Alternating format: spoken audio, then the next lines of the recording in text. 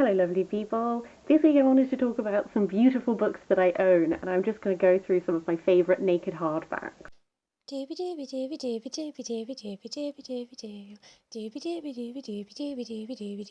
Vlogs. Every now and then I try and do a vague reorganisation of my shelves, and then I get halfway through and I realise that there's no order going on here. But one thing I noticed this last time was that I have some books that have very beautiful hardbacks that don't have any dust jackets on, that I just think are like works of art. So I thought I would take some time today and just like run through some of my favourite ones. So this is in no particular order with no particular theme. I'm just going to like dive into it. I'm going to kick things off with a short story collection. This is A Portable Shelter by Kirsty Logan. I love this cover. It's quite simple, but I love a bit of gold foil. Also the back is also gorgeous. This is a short story collection based around this concept of these two women. One of them is pregnant. They've agreed that they'll never lie to each other. So when the other is like asleep or not there, they take the time to tell the baby stories. And the stories are imparting like lessons to the baby and stuff like that. It's a sweet collection. There are a couple of stories in this which were real standouts to me, and I just think that this is absolutely gorgeous. There's a lot of stories to do with Scottish folklore, and there are a lot of stories to do with the sea and stuff, which is why there's all of this design here. But I just think this is a really sweet little collection with a gorgeous cover. Next up is the only book in this pile that I haven't read yet. This is Skin by Ilke Tampke. This cover is just so gorgeous. I just think it's absolutely beautiful. This is set in Britain in AD 43. If I read you the blurb on the back of this book, it says, "Skin was gifted from mother to child by a song. I had no mother, I had no skin. I was half born, born in body but not in soul." And I know that this is about the Roman invasion of Britain, and it's historical fiction. So I'm not saying this was a cover buy, but this was the particular version of this book that I wanted, because this gold design, this Celtic knotwork in foil is just so beautiful, and I'm going to really be prioritising reading that one soon, because I really just need to know if the book is as beautiful as the cover is. Going back onto books that I have read, this is 1001 Nights by Hanan Al-Shayk. This is a reinterpretation of the 1001 Nights. It's essentially a bunch of stories from there. I don't know if they are sort of translation adaptations or if they are like original stories inspired by the concept, but because I haven't read the original, although I really should. But each story feeds into the other story, and they sort of like pick up points, and then it allows you to develop some really interesting like explorations of themes and topics, because you're like building a narrative as you go on. But yes, I just think this cover is really lovely with the peacock tail and with the eyes of the feathers being foil, and then on the back there's also the peacock with the skyline. I just think this is, I promise I won't end every single one with, I just think this is beautiful, but I do. And you're going to notice like a real foil theme, because I think foil is something that works really well on naked hardbacks. Another case in point, this is Jasper Fforde Shades of Grey. This is a science fiction sort of dystopian book about this society whereby your ability to perceive colour then influences your status within society. This was a book that took me a little while to get into, but as we really got into the meat of the plot, I became absolutely hooked, and I think it has a really great ending to it. I adore this cover because it just picks up so much on what's going on, because it's all, it's like a colour by numbers cover, but one of the things about it is that different people can see different colours, and depending on your ability to see the whole spectrum, that's what like defines how you sit within society. So obviously not all of the colours are filled in, you can only see some of them. Yes, I think this is an example of a cover that both looks really aesthetically pleasing, but also like has a lot of relevance to what's going on inside the book, so I really rank this one. Next up I have two classics for you, starting with Good Wives by Louisa May Alcott. Good Wives is often packaged alongside Little Women now, but this edition was actually my mum's, which she got aged 12 years 4 months. So this is, she received this in 1973. I just think this is a really lovely cover. I just think the style of art is really lovely. I'm assuming that this is supposed to be Jo and this is supposed to be Professor Bear. I don't really know, but this is just a really sweet one that my mum passed on to me when I was a child, and I've always really loved, and I just think it's really lovely.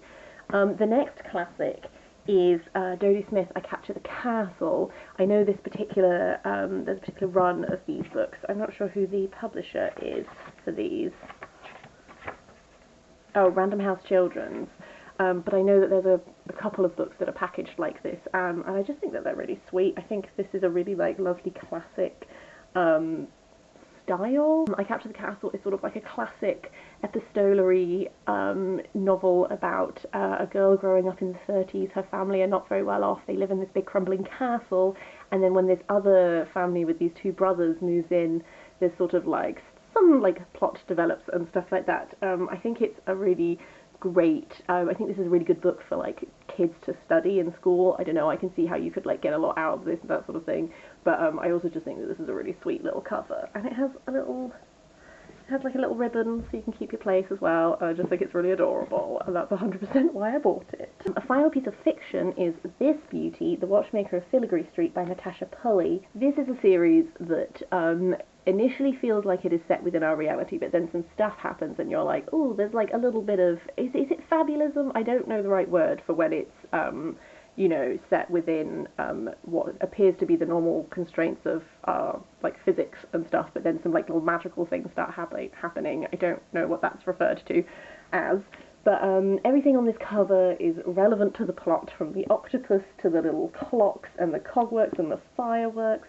And then when you open this one up, it has this really gorgeous little watchmaker and map that you can see through the cover. This series is really lovely. The second book in this series also has a gorgeous cover that when you open it up, it also like feeds into it and that sort of thing. I just don't own that one. But yes, this is absolutely beautiful. Moving on to a run of 3 non-fiction books. I'm going to start off with Ruby Tandoh's Eat Up. This is just like, I just think that this is really sweet and gorgeous, and then the back is yellow and then the spine is green. I love this like sort of pastel-y kind of like colour scheme we've got going on, and the really cute like foodie doodles. This is a really great book all about like looking at our relationship with food through a variety of lenses. I'm well overdue a reread of this because it's one that I keep telling myself I need to reread, but I think it's really great, and it's a real celebration of food, so I love that it has all these food illustrations on the cover that look really enticing, because like that's how this book makes me feel about food. It makes me go back to that point of like stripping away all of these things that we attach to food and just being like, food brings joy and food brings sustenance and that sort of thing. My final 2 non-fiction books are another study in the joy of gold foil. This is The Golden Thread, How Fabric Changed History by Kassia and Clair. Quite a simple design with this thread that goes on onto the back and everything, but I think it makes, like, its point is clear and it's very striking. This is, as you would expect, How Fabric Changed History. It's a number of different essays. Each essay looks at a different point of history and a different type of fabric that was really influential on that time. It goes from quite far back to like Vikings and wool, stuff like that, all the way up to contemporary times with looking at like real cutting edge fabric and technology and that sort of stuff. It was a super interesting collection. I really want to get my hands on her book that's all about colour that also has another gorgeous cover to it. And then the final non-fiction book I want to talk about is 7 Brief Lessons on Physics by Carlo Rovelli. This is just really sweet little copper foil this time. I think it does, a lot of this is to do with, it's essentially 7 physics concepts, but talked through in a way that if you're not very scientifically minded, you might be able to take in, which I appreciate, because that's me. I just think this is gorgeous because these could be stars, these could be atoms, these could be any things that are talked about in this book, and it looks beautiful, and it sort of taps into all of the themes that you're talking about in this, and I just think it's really, really lovely. And finally, I have 3 sort of folktale mythology collections to run through as well. So first of these is Celtic Tales, Fairy Tales and Stories of Enchantment from Ireland, Scotland, Brittany and Wales, illustrated by Kate Forrester. I just think that this is like a piece of art. The back is quite simple with this knotwork repeating, but this front is just utterly beautiful. I love the little pops of colour and the way that the peachy colour contrasts against the teal. This style of illustration like runs throughout this book. I wonder if I can find you. So at the start of every tale you have like a full page illustration. I just think this is a really gorgeous collection, and the actual tales within it are also a nice like breadth and that sort of thing. And ultimately is Legendary Ladies, 50 Goddesses to Empower and Inspire You by Shen. The art style of this is so beautiful. This is just a taster of all the different illustrations that run throughout this. There's Athena on the back, And again, this is one, and I know that there are a lot of books like this now, but this is one where you have a full page illustration and then like the goddess description about them, some background, that sort of thing. If you're someone like me who is interested in mythology but wants to make sure that they're not just sticking to like the traditional like Greek, Roman, blah, like expanding that knowledge a bit more, this was just a really fun like little dip in and out type thing, which would also be really great for kids as well. And then the final one is not a mythology book, but it's Well-Read Women, Portraits of Fiction's Most Beloved Heroines by Samantha Hahn. Stunning, yes? These gorgeous watercolour illustrations. I really love the spine. It's like this sort of like Art Deco style kind of a thing, and then the spine is matte, whereas this is shiny. And then this whole book is just portraits of her watercolour illustration of a person, and then a quotation from the book. This is a really great way to introduce you to some like classics and stuff that you might want to check out and go further. I definitely found it really interesting to compare her visions of these people with my visions of these people, and then there are a number of books that I now want to read as a result of this because I would like to like explore these heroines and stuff like that. Those are all the naked hardcovers I wanted to talk about today. I just thought it would be really fun to just go through. I have a couple of other these that I might do in the future. I might do Under the Dust Jacket, look at what books are like when you take the dust jacket off, and then also maybe one on end papers, because I think there's some really interesting end papers in books that I have accumulated over time.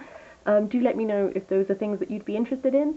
I know that obviously we spend a lot of time talking about like the insides of books and stuff and like what is actually the content, which is understandable, but I do also think that, I know like don't judge a book on its cover, but I think the amount of thought and effort that goes into cover design is something that is very interesting. I think that I'm not the only one who finds that process of cover illustration and communicating about a book through what you put on the cover very interesting. So I might do a couple more of these about like physical book design.